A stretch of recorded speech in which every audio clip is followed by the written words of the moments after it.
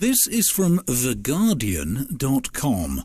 Pauline Hanson calls for immigration ban. Quote, "Go back to where you came from." This is by Catherine Murphy. In her first speech to the federal parliament in 1996, Pauline Hanson warned, quote, "We are in danger of being swamped by Asians," end quote, a line that became her political signature.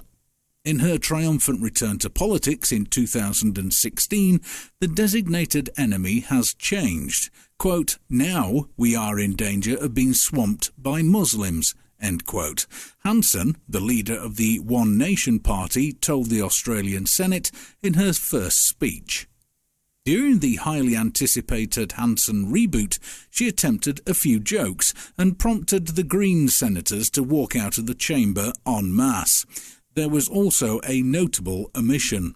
In 1996, Hanson dwelled extensively on what she derisively termed, quote, "the Aboriginal industry," end quote. But in 2016, the One Nation leader devoted not one word of her speech to the subject of Indigenous Australians.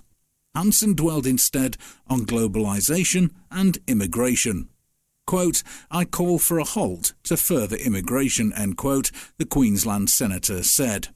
After declaring Australia was in danger of being swamped by Muslims, Hanson said if migrants were not prepared to come to Australia, assimilate and accept Australian values, quote, "I suggest you go back to where you came from. If you're not prepared to become Australian and give this country this undivided loyalty, obey our laws and respect our country and way of life, then I suggest you go back where you came from," end quote.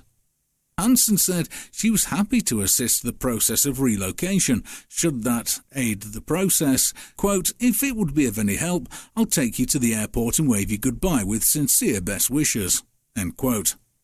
The One Nation leader noted she was happy to welcome migrants who assimilated. Quote, "I welcome them from the bottom of my heart," end quote. But her argument seemed to be that Muslims were incapable of adjusting to life in a secular democracy like Australia, because Islam is more than a religion.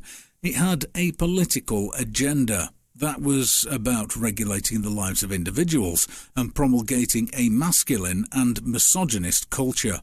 Without producing any statistical evidence, she claimed that Muslims were more prominent in organised crime. She said the unemployment rate, the prison population and organised crime rates were higher amongst Muslim populations. Quote, "Australians in general are more fearful. Islam sees itself as a theocracy. Islam does not believe in democracy, freedom of speech, freedom of the press, or freedom of assembly. Australia is now seeing changes in suburbs predominantly Muslim. Tolerance towards other Australians is no longer the case. Our law courts are disrespected, and our prisons have become breeding grounds for Muslims to radicalise inmates. Muslims are imprisoned at almost 3 times the average rate. The rate of unemployed and public dependency is 2 to 3 times greater than the national average. Muslims are prominent in organised crime with associated violence and drug dealing. Antisocial behaviour is rampant, fuelled by hyper-masculine and misogynist culture. Multiple social surveys find that neighbours of Muslim settlements are suffering from collapsing social cohesion and fear of crime. If Muslim immigration continued, then Australians would find themselves living under Sharia law, Hanson said. End quote. The One Nation leader said no further mosques or Islamic schools should be built until the current security challenges passed, meaning incidences of terrorism. Hanson said Islamic facilities already established in the country should be subject to monitoring. Addressing multiculturalism more broadly, Hanson said Australians had never been permitted to vote on whether they became a multiracial society. Hanson claimed the Australian economy wasn't stimulated by immigration, an orthodoxy considered central to economic thinking. It was stimulated by government infrastructure projects.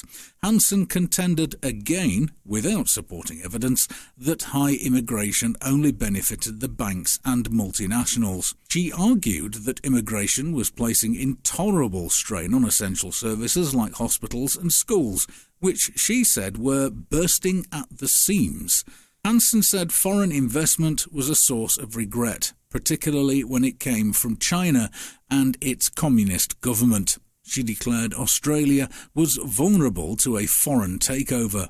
The Australians had fought in wars and given their lives to prevent foreign takeovers. She declared Australian assets should not be for sale. Quote, "I warn this government and future governments.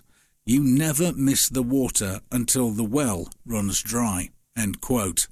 She called for the adoption of an Australia identity card with an electronic fingerprint and a photograph to stop welfare fraud, which she said was a higher priority than addressing privacy concerns of the citizenry.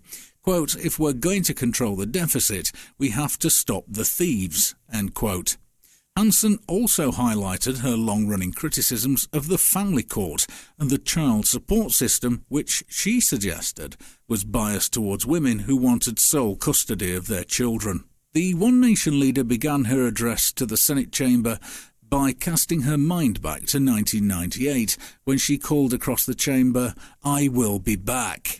She noted parliamentary colleagues taunted her at that time by saying she would not return to politics. Hanson said it had taken numerous elections, countless legal battles, and doing a stint in maximum security on trumped-up charges to navigate her way back to professional politics. Quote, "Some call it persistence and tenacity. My daughter calls it a Johnny Farnham-style comeback," Hanson said, "and a desire not to let the bastards get you down." End quote. She went on to say, "I have 2 words for you," Hanson told the Senate chamber, "I'm back." Hanson noted this time she was not alone. There were now 3 One Nation colleagues. Quote, "As a strong united team, I guarantee we will make a difference." End quote. She said her speech in Parliament in 1996 remained as relevant today as it was during her parliamentary debut. She said the fundamentals about Australia's problems were not changed. Leaders just lacked the intestinal fortitude to take on political correctness. Hanson appeared completely delighted and gratified by the Greens' walkout, noting at one point that she could feel the Greens cringing. "Oh no, they've walked out," she said with a chuckle. She also noted that fellow Senate newcomer Darren Hinch had remained awake throughout her speech. Hinch fell asleep during an address by the Governor-General to the opening of the 45th Parliament. So, basically what she's saying is that the problems that I recognise from this country are also happening in her country, and she wants something done about it. She wants it to stop, as I would like it to stop here too.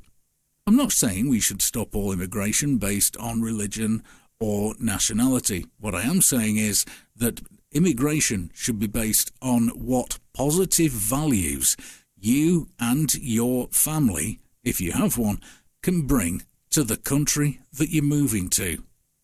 What can you do for this country, rather than what can this country do for you? Somebody else said those words once upon a time. And so, my fellow Americans, ask not what your country can do for you, ask what you can do for your country.